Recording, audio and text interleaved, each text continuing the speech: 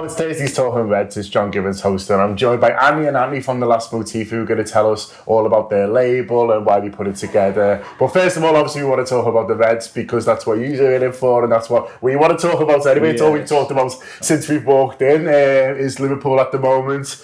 I've been on Football Flash kind of app this morning, which is where we get all kind of our latest Liverpool news from, and everyone's still talking about the game Tuesday. It's the first thing we talked about, boys, when we came in. Just a little bit about what you made of it, first of all. Do you know, I don't know, really. The atmosphere, wasn't it? It was frustrating, wasn't it? The atmosphere let me down a little bit. I thought it was electric before the game, and then everyone just got a bit nervy, I think. Yeah, once the game settled, I mean, it was like the atmosphere just disappeared, but I was sort of at their end, so hearing them drums just getting banged all through the game sort of drowns everyone else out, I think. Yeah, I mean, I've noticed Henderson's been getting a lot of praise. Dion Dublin, who's more famous for Homes Under the Hammer now, isn't he? But still does a little bit of footy stuff. He was talking about Henderson and how he seems to have grown a bit more recently into his role. I mean, he was young as captain, wasn't he? Taking over from Gerrard, it was tough, but the other night I thought he was excellent. I think they all played well, didn't he? It was just frustrating up front, wasn't it? With the Jordan Henderson thing, this is one thing that frustrates me most. You don't play over 300 games for Liverpool Football Club if you're a bad player. Simple now, people, all this comparison to Gerrard and this, that, the other, you take him for what he is. Yeah. Do you know what I mean? The lad gives it 120% every single week. He doesn't hide. He mightn't be the greatest player in the world, but what he does offer you is 120%. I don't know how you can sort of criticise that. Yeah. It's different if they're on all these wages and they're like a little sick note and they don't want to play, or because there is people like that. He's not one of them. And for someone, the position that he plays, he receives the ball from left back, right back with his back to the whole of the play. It's a hard role to play. Yeah. And he very rarely gives the ball away. He makes a few little mistakes, but people have just got it in for him. The other night he played really well.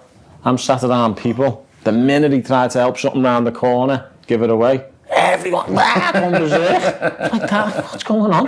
Yeah, you haven't heard them until he made a mistake, and that's a bit frustrating, I think. Yeah, I mean, it is frustrating, but he needs to play well though at the moment, doesn't he? Because there's a bit more competition in midfield now. You see Keita starting to try to show a bit, isn't he? And then I thought Fabinho, who he was playing at centre half, but he looked great, didn't he? And so it was nice to have a bit more competition in there. I don't think he looked bad the other night. It's just sort of the last third. It was frustrating. They were making the chances, weren't they? Definitely. Yeah. But they sort of controlled possession for long parts, didn't they? Yeah. But it was like possession with no purpose. They never really had no cutting edge, I didn't think, Bayern Munich. Excellent in possession, but I think it's going to be set up here to Germany, though. I don't know, we've got goals in us, haven't we? Yeah, especially away from home. I think we'll score. It's all set up anyway, and I thought, as I say, defensively, I thought Fabinho was good, and I thought showed, we were a little bit worried, but I mean, everyone wants Van Dijk back. He was suspended. There's a really good interview with the BBC that is well worth checking out if you go onto the BBC website. I think it's one of the main stories on there. Van Dijk in depth talks about growing up. He talks about the fact that he wasn't that tall until he was about 17. Had a bit of a growth spurt. Kind of he described himself as a slow right back at 16, 17, which just shows how players can kind of develop it at different times, and he's obviously had that big growth spurt turning into a centre half and never looked back. But I mean, he'll be back in on Sunday, won't he? No matter how well as Matip and Fabinho played, he'll be back in. I mean, he's just been worth every penny and more, hasn't he? I honestly think, and I've said it a few times to a few different people, I honestly think he's the best signing in the past 30 years, mate. I really do.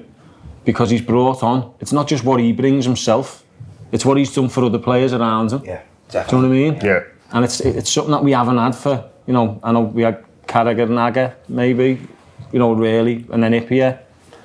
That's probably as good as it got, I thought, like the last few years, but in terms of a single player, what he's done for a number of players, yeah, I'd argue he's the best signing in 30 years, mate. I mean, we're going to talk later, Andy, about inspiring people and about kind of inspirational kind of work, really. But I mean, Van Dijk's done that for this team. The way he comes in and he's just, you see what he did for Joe Gomez when he was fit and things like that. And Andy's right. He just seems to have galvanised people around him, and that's what real talents do, don't they? He's a leader, isn't he? Yeah, he's definitely a leader.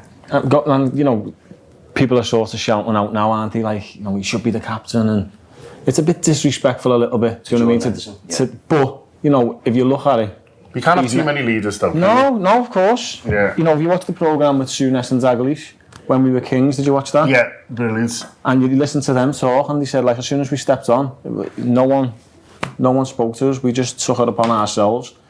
We could control it from on the pitch because there's that many leaders on there. So you're right, you can't have too many. Yeah. And he's probably the natural replacement, I think, in terms of captains. I think so. Like, we'll wait and see. Just want to give a little bit of a shout out to another video feature that we do. I don't know if you guys just watched Talking Heads, but we started doing it on this day feature, which today is all the anniversary of Liverpool going to Barcelona, winning 2-1, Craig Bellamy in the goal swing and all that. So we'll be putting out a video about that today. We don't do them every day, we do about 2 a week, but do kind of try and check them out as well if you do enjoy the Talking Heads video. That one will be out a little bit later. But I mean, it's all pointing towards Sunday now, isn't it, boys? I noticed Jamie Carragher in the press in the last sort of 24 hours saying that he thinks that, you know, although they're playing much better under Solskjaer, it maybe gives us a bit more of a chance the way they play, the way that they'll come out, they'll try and attack, might suit Liverpool a little bit more. I mean, I know what he's saying, but we were talking a little bit before we started saying this feels like our toughest game between now and the end of the season. It's absolutely massive. I think with the United game, no, I think form goes out the window, doesn't it? Especially with United. Generally it does. Yeah. We haven't got a great record there recently. I know we won under Rodgers, didn't we? But on a little bit of a crest of a wave, aren't they? They're probably using the players they've got to the best of their ability, where Mourinho never really done that. They were sort of reserved under him, weren't they? Whereas now, they seem to be a lot more aggressive, in your face type of, you know, and they're hitting you on the break with the players because of the pace, but there's a couple missing, isn't he, for this? As you said earlier on, if they're going to win the league, they've got to go and win there. Simple as that. Yeah. And that's what it's about, isn't it? Simple as that. It's like a cup final now, every game, isn't it? Yeah, I'd say it's the biggest game since the cup final, since the European Cup final, me. It's just making me nervous. There's obviously going to be absolutely loads. Looking forward to the Man United game across the Everton, the Anfield that does on this YouTube channel, but also Talk Player, our subscription audio service, and the free show on Friday as well. And of course, across all our social media over the weekend, as we're there at Old Trafford behind Emily Lyons covering that as well. So make sure you're sharing the journey with us. But anyway, boys, we got you in not just to talk about footy, but to talk about the Last Motif, which is a design label, a clothing label. Well, I'll let you guys talk about it. We set it up, I mean, and this is a big step for Anne personally, like, because the story's built on Anne's story. You know, Anne suffered like mentally and, you know, suffered from depression and stuff. And his way of expressing himself, because he's an artist, was through art. And every design, you know, we've got both got a design on today. That's what we call the death feather. The skull represented how he felt at the time. Lifeless, really, and didn't know where to turn. And the colourful feather was when he actually admitted to his parents, like, you know, I need help. I'm really struggling. And he introduced the feather like as a feather of hope type of thing. And so it is based on Anne's story, and every design that he does has got a story behind it. And we've taken it now and we're putting it on clothes, and which is, you know, another step. He's actually exposing his life really on clothes, you know. But what's brilliant about it, though, it's inspiring others. John, people are getting like a message in me now, direct, aren't they, Ant? Yeah. Sort of, it's how I've inspired them, and now it's like sort of bringing them out of their like sort of to sort of find their way through. To find their way, and it's just amazing. It is amazing, Ant, isn't it? I think the clothing side of things, it's sort of become like secondary, really. Definitely. Because first and foremost, we just, as family, we just wanted them to get drawn again, and we didn't realise what history he'd been, you know. Yeah. As he's been at rock bottom, he's been drawn at different stage of that journey. It was like a state of mind thing, whatever my state of mind thing was, like at that time, that sort of, because I was lonely and I was on my own, well, I weren't on my own, because I got like the most amazing moments, as you know that, don't you? Yeah. And it's sort of, just to get like the hours like sort of by, I'd be drawing, John, listening to music, just drawing, just like sort of trying to get through the day, trying to get through till tomorrow. It was really that bad, wasn't it, Ant? Yeah. So that was your sort of way through and way dealing with it, and a way of sort of figuring it out really in your head. Just putting it down. I didn't know why I was doing it. It was just something to do, John.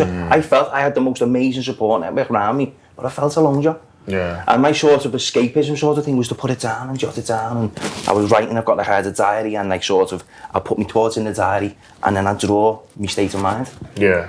I mean, as you say, it's a label now. You guys are wearing it. People can buy them. People can purchase them. Also, but generally the designs. I love your Instagram because I find it just really inspiring. Obviously, there's the way to kind of purchase the things, but just the little videos, the little messages, the little kind of stories about each one, I find very uplifting. And as you say, if people just take that from it, then it's sort of worth it as well. It's we're probably the worst businessmen in the world.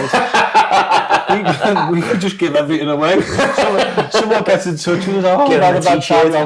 Give them a jump bag. So yeah, from a business point of view, I don't think we're going to be great. You know what I mean? But do you know what? We've just joined up with Liverpool Homeless. I know Ant went down and met them because from a mental state, he had a great support network in terms of his family. The first step was to admit, which is always probably the hardest, listening to him, listening to others, to make that first step is the hardest. So if you haven't got that support network and you're like a homeless child or you're getting passed from pillar to post, what sort of effect does it have on them? And Ant said, I want to give something to them type of kids who haven't got nothing.